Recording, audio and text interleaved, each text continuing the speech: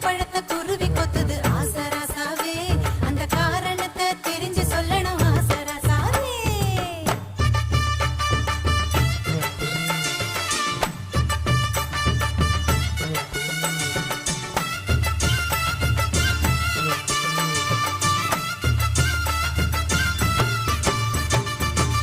ராத்திரி பதறி எழுந்து பாய விரிச்சு முழிச்சிருந்தேன்